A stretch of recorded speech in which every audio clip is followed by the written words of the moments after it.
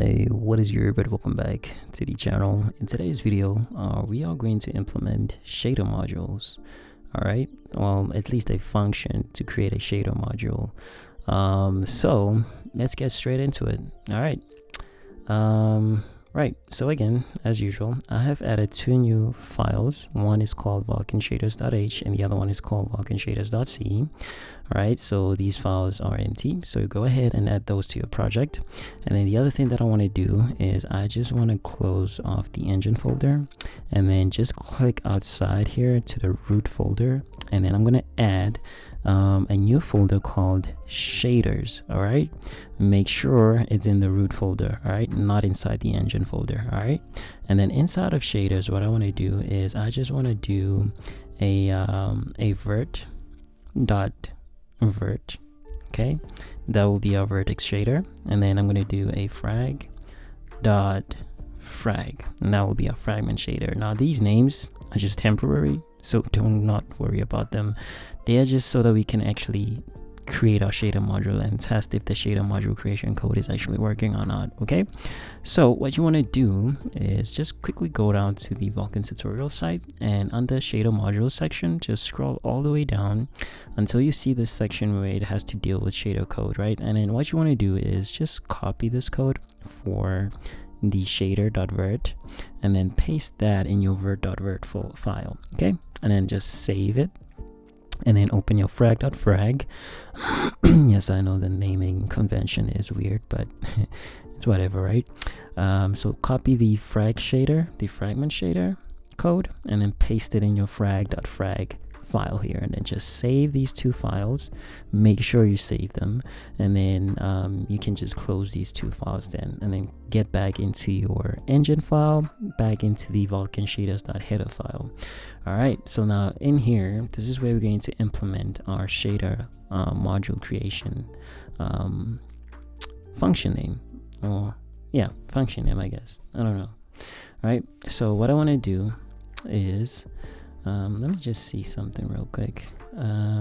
Oh yeah, if you notice, right, in this tutorial they are compiling this outside of your application, right? They're doing this using a command in the console, and then it just links to the compiler, and then it links to the files to compile, and then where to output those files, right? This is not what we are going to do. Okay, what we are going to do is we are going to do all of this at runtime, okay?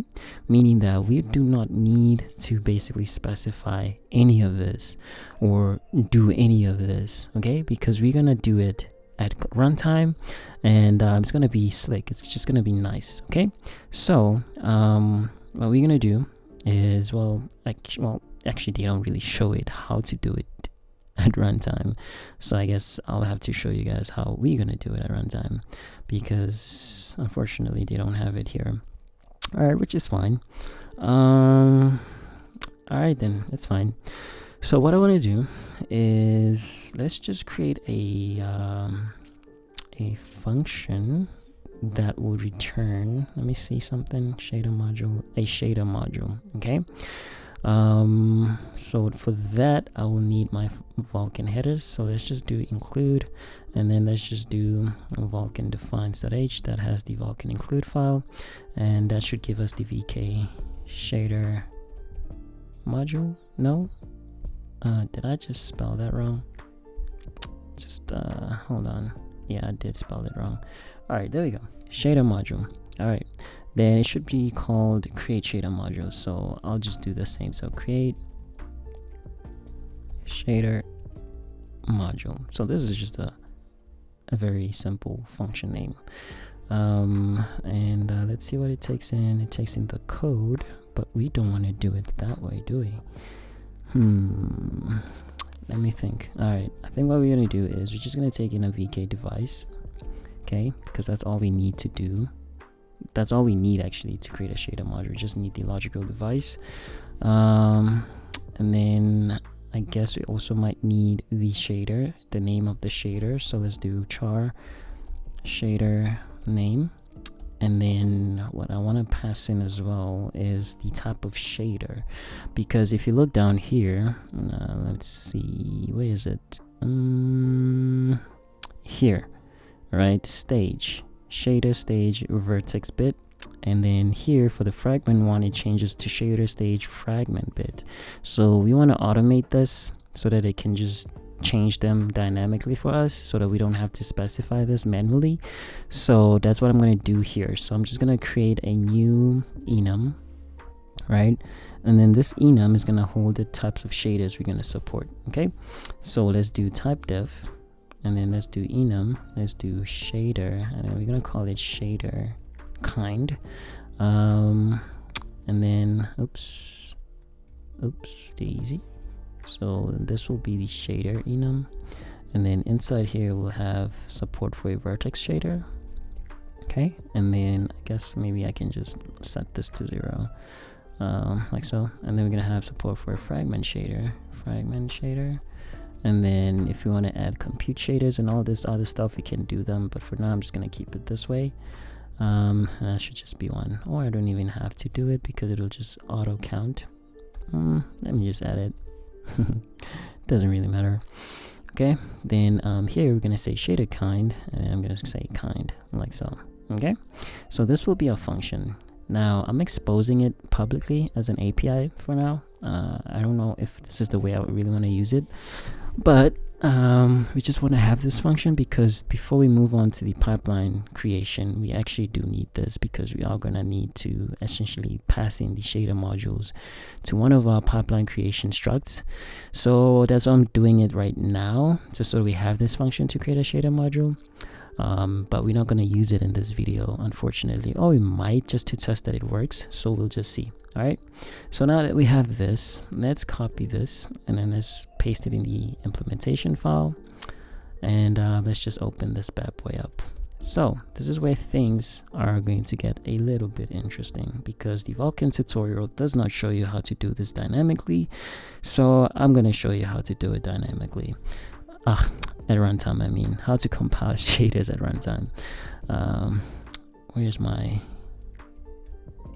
Okay, there we go. So const char, we're gonna take in the file name, okay, and then what I want to do is I'm going to include my own string function here that we did a couple of videos back. So this is in core/gstring. That is our graphics string library custom. So if you guys did not watch that video, I would suggest you watch it, because this is what we're going to make use of. So we're going to make use of the string format, and we're going to pass in the string to format. And that is going to point to the shader file folder that we created, right?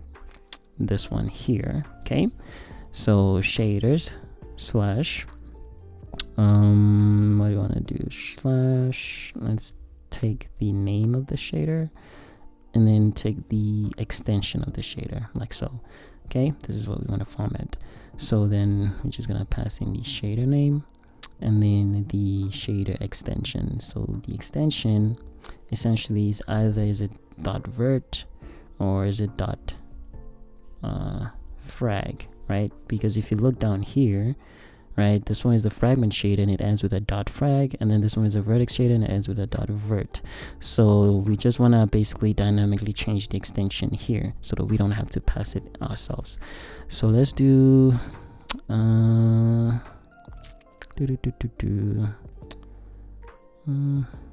I do like this? Let's see, if kind is equals to, let's see, vertex shader, like so. Then what I want to do is set the extension to vert.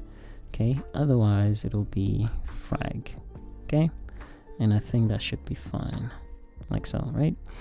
But now this gets a little bit messy to read, so let me just put this like this, and I think that's fine, right? Right, yeah, I think that's fine. Okay, so now we have the formatted file name. Let's just debug that to see if indeed it is working. So let's do debug. So I'll have to include my core logger. So let's do core/logger. Then let's just debug that name to see what it's giving us. Okay, so let's do string file, and then just pass in the file name, like so. And then how will I test this actually? Let's go to render.c, And then up here, let's just include that header file. So let's do include. Let's do, is it Vulkan shaders.h? Okay, and then just after we create our imageries, let's just call that test.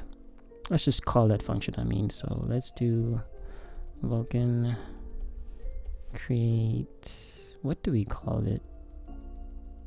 I think it was just called create shader module. Yeah. And then what we want to do is just pass in the logical device. So let's do context, logical device, and then let's do the shader name. So our shader name, what is one? Let's do the vert shader, and then this will be our vertex shader. Okay, like so. So incompatible pointer, VK device, aka VK device, the parameter of type, VK device, take the address. Oh, let's take the address. Okay, cool. And I think this should work. So let's compile this. We have something going on here. So let's just return null for now, because yeah, let's just do a VK null handle. And then let's build this again. And then let's run the app. So run the app. And then the debug should give us this right here. So shaders.vert.vert file. So if I go back, oh, this, yeah, here it is. So this is what's printing out this line over here. And in fact, instead of debug, let me just make it stand out just so that we can see. So I'm gonna make it fatal. It's gonna be red. So let's just make this, and let's just quit the application and then rerun it again. It should be standing out in red, and here it is. So shader.vert file. That's good. So now let's create a shader module for the fragment shader as well. It's called frag. So it's taking this word frag, which is here, and then because now I'm gonna say it's a fragment shader, it will change the extension to frag. So it'll be frag.frag. So it'll basically find this file over here. So back here again. So now let's try and build this. Let me just quit the application there, rerun it again. So now we should see shaders.vertex shader being compiled, and then the fragment shader being compiled. Well, it's not necessarily being compiled yet. We're just retrieving the names to see if it's being parsed correctly, and it is. So I can practically get rid of this now because we've tested those files are indeed found. Well, not found, but the formatting is working. Okay, so let's try and actually find the files and actually open the files. So we're gonna make use of our file system that we created a few videos ago. I think this was in the utils/file system, and then this will give you our file, a custom file struct. And then all I'm gonna do is I'm gonna say, okay, file system open. Okay, then what I'm going to open is the file name. So the formatted file name, in this case it will be like .vert or whatever. Okay, it's going to find that file, and then it's going to try and open it. So let's do mode read. Okay, it's going to try and read it, and then it's going to basically put the context in the file struct here. Okay, and then once we have the file, we're going to try and open it. Okay, and then if it fails to open, what we want to do is just log an error message. So let's do error.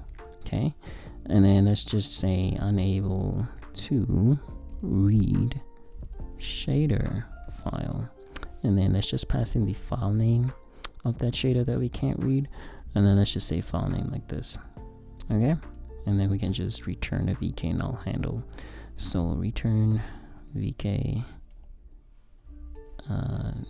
null handle like so. Okay, that's if it fails to open the file. But now that we're opening the file, we also need to somewhat close the file. So what I'm going to do, I'm just going to close the file here. So let's just do file system close, just so that I don't forget to close this. Let's do the file that we want to close, and then this should just close the file. And I'm just going to scooch that to the bottom there, because it should happen after everything has been done and processed. Right, so now that we have the file opened, right? We basically need to read, right? We basically need to read the shader code. So this is how I'm going to do that. So let's just go back to the shader.c. So we're gonna read the entire file. So I'm just gonna put a comment here and just say read the entire file. Okay.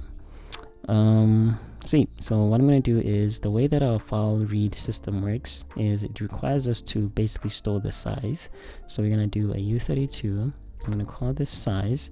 Then I'm going to say file system get file size. Okay.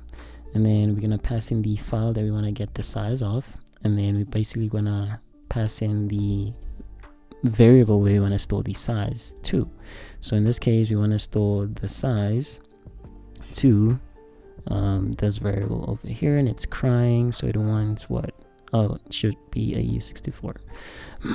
So this should be a u64. Okay, so now it'll give us the size and store it in here. So now that we have the size, we also need the file buffer. So let's do a u8 pointer, and then I'm going to call this file buffer is equals to malloc. So I'm going to need to basically include I think it's stdlib. Yeah, so stdlib, and then we're just going to allocate the size of u8 multiplied by the size that we just got, that we just retrieved.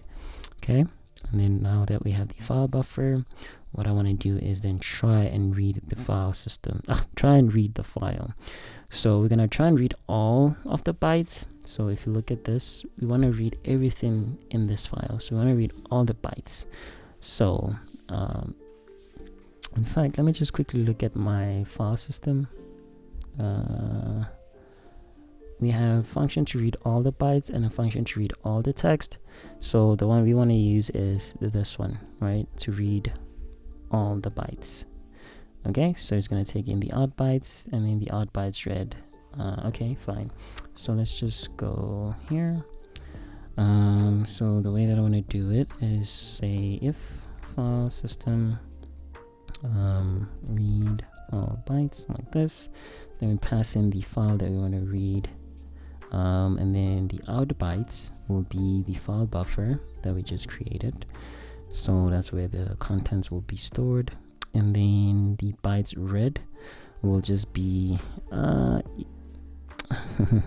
this is where it gets a little bit interesting. You could have something like this. You could have u30 u64 and be like bytes read. Okay, and then instead of doing that, we can just say bytes read. And the beauty of this, right, is you can actually check if you've read all the bytes, because now you have the original bytes and then the bytes read, and then you can compare the two, and then if the size is not the same, then you know you haven't read all the bytes, right? So maybe you're missing a few bytes, so therefore you did not read all the bytes in that file. That's how you can do it as well. Oh well, that's what you can do with these variables now that you have them stored somewhere. So if it failed to read all the bytes, what we could do is say unable to read all bytes from shader, and then I'm gonna pass in the shader file. So that's just gonna be a string of file name, and I think that's it, right? And then we can just return out of here a vk null handle.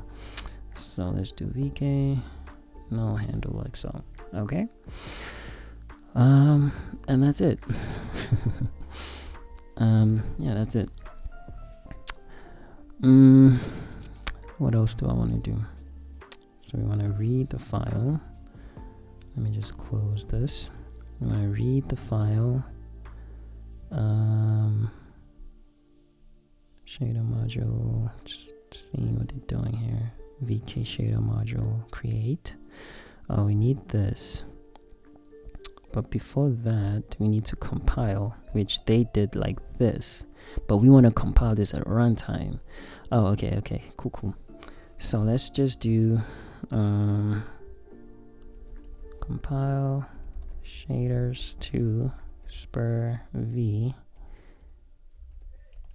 at runtime. Okay, so this is what we're gonna try and implement, and I'm just gonna do something like this real quick.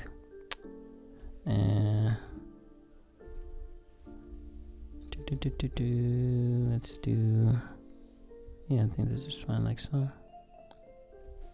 And I'm just gonna duplicate this because I don't know if I want to keep this in here, so that's why I'm just doing it this way. So I think what we might need now is the shader C stuff. So let's include shader C / shader C.h. Now shader C is a library. Now if you look at our make file, I actually included this way back when we created the build system. So we basically linking with this shader C shader C shared library, which is part of the Vulkan installation package, essentially, or which comes with the Vulkan installation package. So you should basically have this on your machine by default when you install Vulkan. So yeah, just make sure that you include this when you're basically compiling your engine library. But if you followed along from the beginning, then this should be fine. You don't have to do anything to the make file, to your build system or anything like that. So let's go back to the shader C and actually use this library. Okay. All right. So what we're actually gonna do is she's gonna say shader C, shader kind. Then we're gonna get the shader kind. Okay. And then we're just gonna switch. Okay, I'm gonna basically switch the kind that we're passing in here. Okay, because right now we support two kinds of shaders. We support a vertex shader and a fragment shader. So we're just gonna go through and see which one it is. So in case of a vertex shader, we can just say shader kind is equals to shader C. Oops, shader C. GLSL, and then I think it should have been vertex shader, like so. Okay, and then in the case of it being a vertex shader, so let's do a fragment shader, then this should be GLSL fragment shader, like so. And then default, do we want a default? Let's just default it to a vertex shader. I know this is bad, but yeah, it's not good because I'm just gonna put a fix me here. Handle this appropriately at some point. For now, I just want to get out of this. So right, so now that we know what kind of shader we have for shader C, what we could do is this is where it gets interesting, actually, because we have something called a shader compiler. So let me just type it right here, shader compiler, and then this we can just call it a shader compiler. Okay, and then this essentially just equals to shader C just shader C compiler. Is it compiler? Yeah, compiler initialize. Right, so we have this, right? So this returns a shader C compiler that can be used to compile modules, right? So this compiler, I'm kind of stuck between actually having it defined in this function, which I don't think is wise because it's like a compiler, so we should only just initialize it once and then use it, right? Reuse it how many other times we want to use it for, without having to release it. Okay, but for now, because we just want to get this whole shader module function working, I think I'm just going to include it in here and then later on abstract it out of here or remove it out of this function and actually define it somewhere globally. So yeah, I think that's the way to go about that. Okay, so let's just put a fix me. I know I'm creating some technical depth here, but yeah, it's nothing major, right? So we probably just want to initialize this earlier, and perhaps store in the context, in the Vulkan context. Okay, you guys can, maybe I'll leave you guys to try and do this on your own as a challenge, while you wait for me to do it in another video, something like that. So yeah, okay, so we have that. So I'm gonna do a shader. See, I'm gonna need to check if indeed it got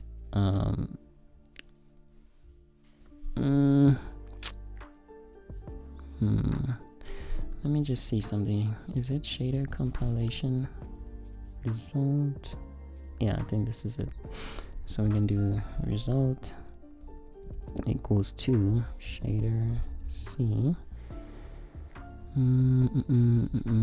compile into SPIR-V. Okay, this is the function that we want to do to basically compile our shaders into SPIR-V, and it takes in a bunch of parameters that we will need to pass in. So I think what I'm going to do, I'm going to pass those in on a new line. So the first thing that it wants is a shader compiler. We just created one, so we're going to use the compiler that we just initialized. And then the second thing that it wants is the source, right? So our source is basically stored in the in this file buffer. Okay, so when we read, it basically storing that in the file buffer. So that's what we're gonna pass in here. So we're gonna do file buffer. But the problem with this, let me just see, shader const char source text. So we need to basically cast it into a const char. So not a const char, but a char. So let's do char pointer like this. So we just cast that into our char. And then it wants the source text size, which we basically retrieved, and then it wants the shader kind, which is the variable we just created for the shader C kind, and then it wants the file name. So we're just gonna pass in our file name, and then it's gonna want the entry point name. Now if you don't know what this is, if you look at your shader, so let's just pick one of them. It has an entry point. So every shader has an entry point, and that entry point is main. Now, I believe this can be different. I'm not quite entirely sure, but ours is main in this instance. So we're just going to pass in that keyword main. So backend shaders.c, this is what we're going to pass in here, right? So we're just going to have to do main, all lowercase main, okay? And make sure the spelling is correct. So then after passing the entry point name, it wants the additional options. So I don't need, I don't need any additional options. I'm just gonna pass in 0 there, and then I'm gonna save this and then just properly close it there. And then I think that's fine. So yeah, that's that. Okay. What is this bleeping about? Incompatible type, struct shader, compiler to a primitive type shader, compiler T, okay, struct.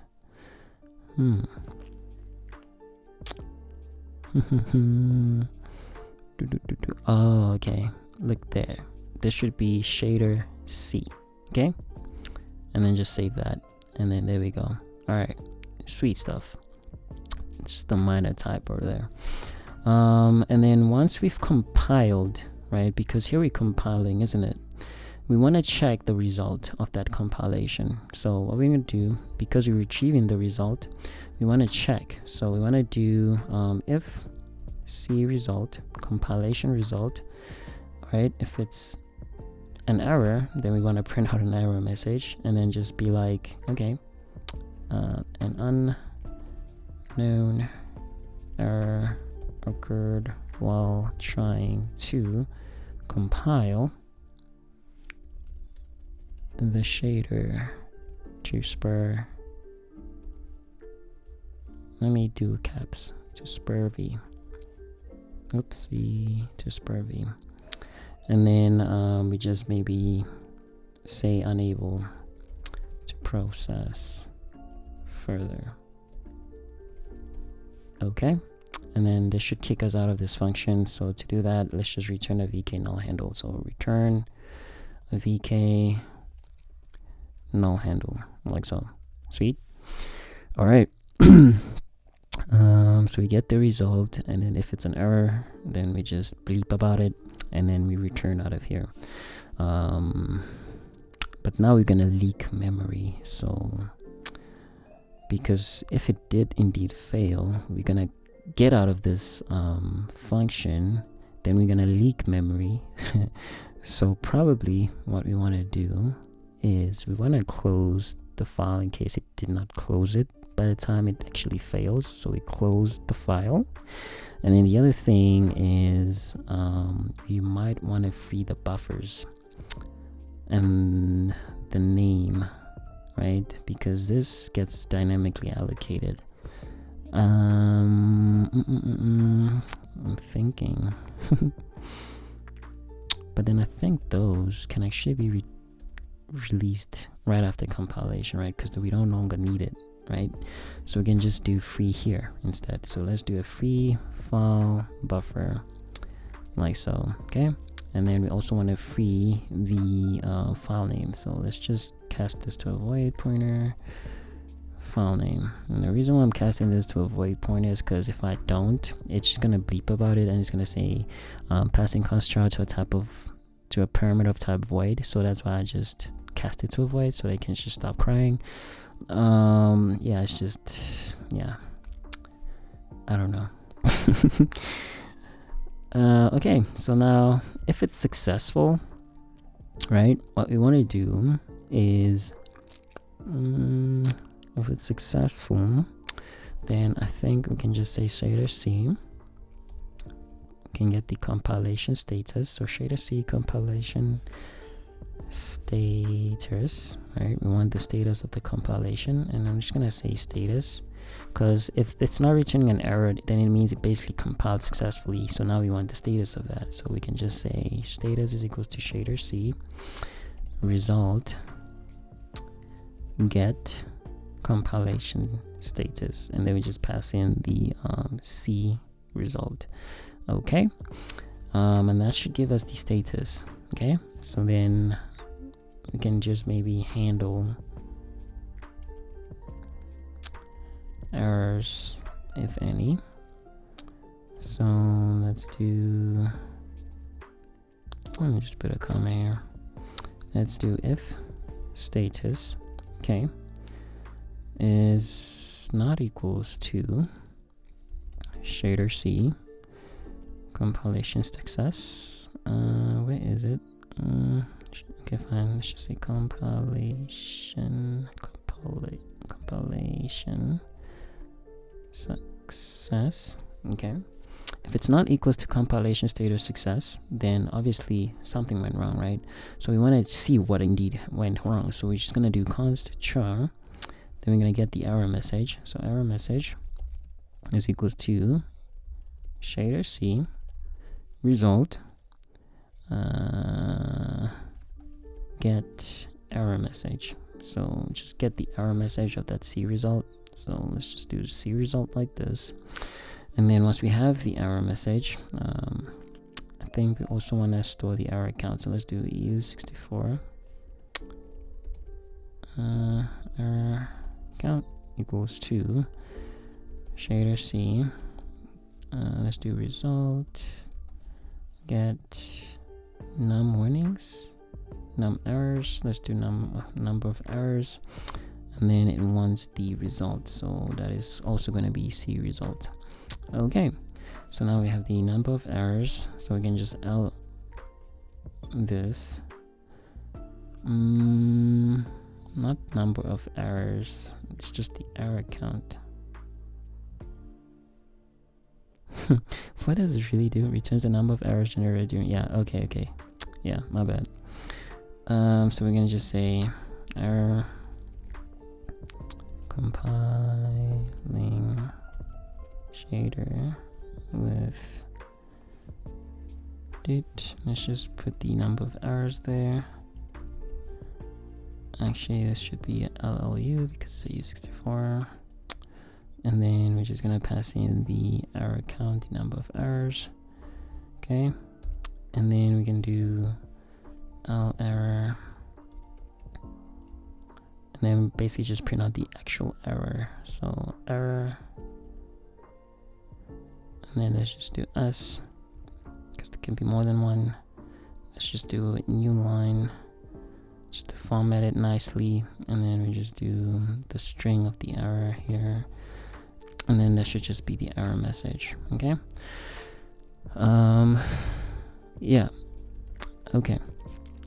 And then after printing out the error messages, we simply want to release this and then return VK null handle. Okay, so let's just do shader C result release, and then we're just gonna release the C result. And in fact, we should probably release it here as well. I think could be wrong, but if it is wrong, we can just simply remove it there.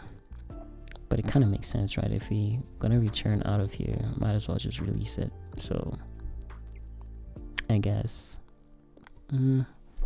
yeah, okay. And then we just return VK null handle like this. Right, I think that's fine. Okay. But then if we don't have any errors, it means we compiled successfully. So what I can do is I can get this back again, okay, and just paste it down here. And instead of doing this, we can just debug for like log some debugs for ourselves. Let's just do info this time around, and then be like vertex shader compiled successfully. Okay, if it was a vertex shader, but if it was a fragment shader, we can just say fragment shader compiled successfully. If it was an unknown shader, we can just say unknown shader type. Okay, compiled successfully. I think that's fine. Okay, I'm gonna just put some dots here at the end. Okay, and I think that's it, right? For now. Yeah. However, we can't successfully compile, but have warnings. So what we could do is also print out those warnings. So let's do a U64, and then let's get a warning count. See how many warning counts we have, how many warnings we have. So that can be shader C result get num of warnings, and then we just pass in C result like this. Now C result shouldn't have been released, yes, so we still have it. So then once we have the count, we can just check if it's more than one. It's more if it's populated essentially, right? If it's not null. So we can just say if warning count, then if warning count, then we can just do an L, we can just warn, okay, and then be like LLU warnings were generated during shader compilation, like so. And then yeah, like so. And then maybe we can do a new line and then pass in the string. And then what we can do is we can just pass in the warning count, and then we can also just get the message, right? So the warning count goes here, and then this string here is going to be the result of the error message. So shader C result get they don't have warning, get warn message, so I guess that also just falls in the error message. Okay, so let's just do C result. Okay, and then that should print out the warning messages that we have. Right, okay,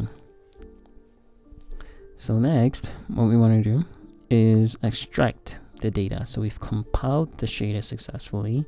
Now we need to extract the data from that SPIR-V file. I'm not sure if it's extracting it from the SPIR-V, but we need the code, right? So let's do a comment. So let's extract the data from the result. So this result is stored in the C result, in this C result situationship there. So the way we're going to retrieve the bytes is we can just say const char pointer to bytes. So those bytes can be retrieved by simply calling shader C result get bytes. Okay, and then we just pass in the C result, and then that should give us the bytes. And then from the bytes we can also need to get the size T. So let's do the result length here. Length spelled like this. And then we do shader C. Oh man, I hate myself. Let me just get the length, and then the length for this is also stored in the C result. And then once we have those two, what we want to do is basically get the code. So we want to take a copy of that. So let's take a copy of the result data and cast it.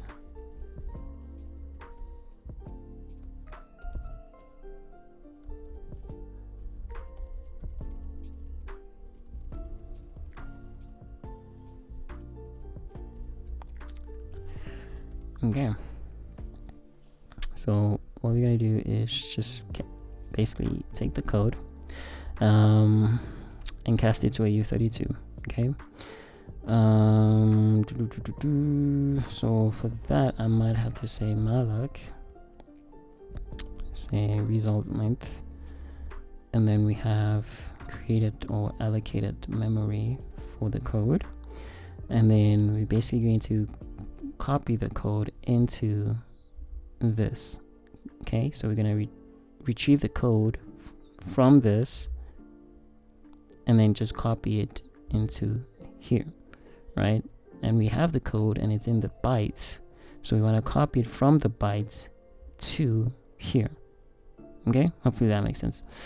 And for that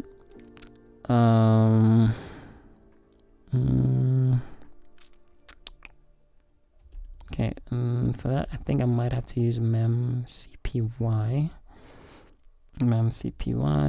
and then the destination is code, and then the source is bytes, and then the result length, right? The length is the result length, and then that should basically copy from bytes to code. And then once we've copied the code, we want to basically just release. So let's do shader. So let's do shader C result release, and then we just release the result like so. What is this yapping about? Potential leak of memory to code. So this might still need to be released. Interesting. Okay, fine. But at this stage, we've successfully compiled our shader to SPIR-V, and we've also successfully obtained the code from that as well, right? And then at this stage, that's where we can finally move away from this to creating the shader module struct, which is this guy here. So what I'll do is I'll just copy this. And what's this extra colon there? Okay. And then outside of that, just gonna paste the shader module struct and just make sure it's equals to this. And then the code size, our code size is basically just the result length here. So I'm gonna copy that and then paste it here. And then the code is essentially this code here. So all I need to do is just take, you see how ugly this is? This is C++. This is so messed up. But in C, it's just clean. You just don't have to do all those casting and all those weird stuff, man. Like, look how clean this is, you know? I don't know why the tutorial had to do all of this. Like, yeah. But anyway, I understand it's C++, right? What can we say? But anyway, the reason why I had to cast this to a U32 is because this is a U32. So that is why, instead of saying the code is a char or whatever, we just had to cast it to a U32 pointer, because the P code is indeed a U32 pointer. So yeah, in case you were curious about this comment here and why I say it by Vulkan, because indeed it is by Vulkan. They want a U32. So yeah, there we go. And then after that, we basically need to do a VK shader. Is it VK shader module? Yeah, VK shader module, and then that'll be shader module like this. I'm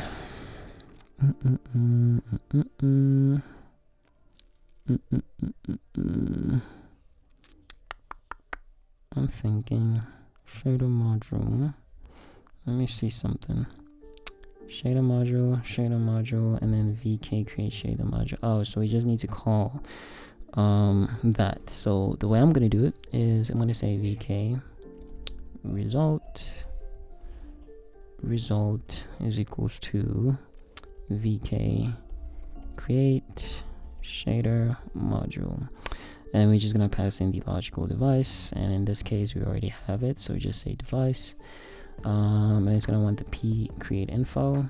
My p create info, since I copy pasted it, has capital letters in it, which I don't like, so I'll just rename that, and let's just rename this bit as well, and then just pass in that create info, and then the allocator is 0, and then the shader module is just simply this guy here. So let's just pass that in as a reference. So shader module, like so. Okay, fair enough. I think that's it. Okay, so now that we have that, we need to deal with, what is this? Passing device here. Okay, let's just dereference this, because you're passing it as a pointer here, so just dereference it, and then I think that should get rid of that. Okay, and then we have the result. So what we want to do with the result is we just want to check. So if result is not equals to VK success, what we want to do is we just want to L error, right? We just want to log an error message. So let's do L error, log error message, and then just say Vulkan shader module spelling module creation failed. Let's do failed with result, failed with result, and then just pass in the result code there. So the result is a decimal number, so D, and then essentially we just pass in the result that we want to print out. Okay, and then I think if it failed, basically we still return a VK null handle, right? Otherwise it was successful, so therefore instead of returning a VK null handle, we can close the file, then return the shader module, this one here. So let's just do shader module, like oh, what is going on? Shader module, like so. Sweet, right? And then we close the file, and then I have one pending situation, and that is right here with this compiler dude here. We initialize him, but we also need to basically release it, right? So to do that, I think I might release it after we close the file. Yeah, so let's just do shader C. I think it's compiler release, and then we just release the shader compiler. Okay, now again, I'm gonna put a fix me here. This fix me will correspond with the fix me that I put up here. Initialize this area and perhaps store this in a Vulkan context.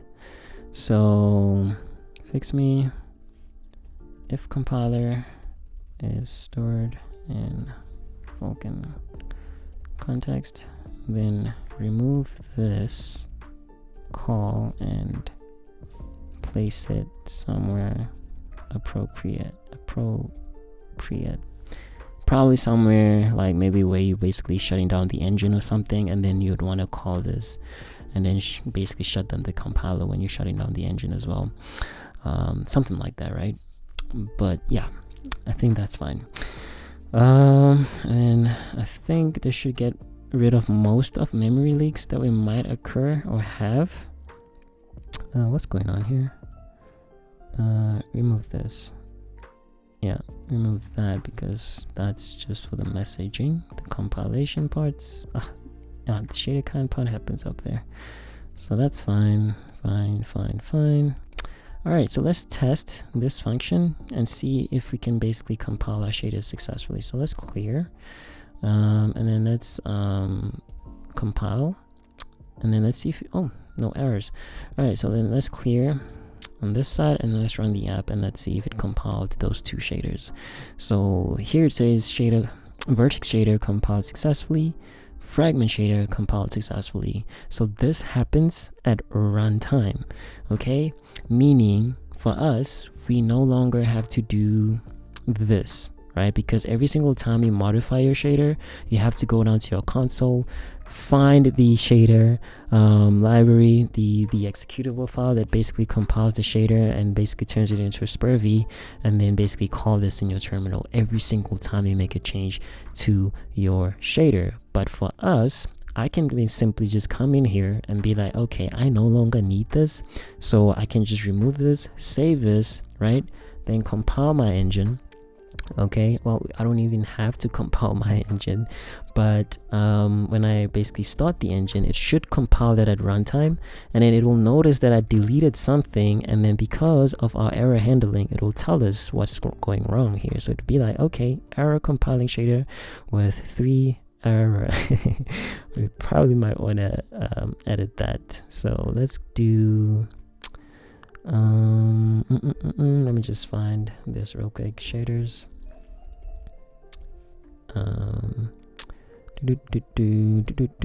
So our result here, error count with, probably want to make this plural as well, so just put S there. And then the warnings were generated compiling time, so I think that's one is fine. Okay, cool, sweet. Right, so I can just save this, quit the engine, recompile the code, and then just clear this, right? And then what I want to do is just open the app again, and then this time it'll still tell me, okay, with 3 errors, and then the errors are colors, undeclared identifier, and you can see that it's very verbose, right? It tells you exactly what's going on. So let me come back here, undo that change, resave it again, right? Notice I'm not going to recompile the engine. I'm just going to close the app, then clear the console, and then run the engine. Because it compiles it at runtime, it basically saw that change and then basically compiled it, and then basically it was successful, right? So yeah, that's that. So we don't ever have to worry about having to call this every single time we make changes to our shaders, because the engine will handle that for us, provided that we pass in the correct shaders that we want to reference. Okay, So sweet stuff. If you guys enjoyed this video, definitely hit that like and subscribe button, and I will see you guys in the next video. Take care. Cheers.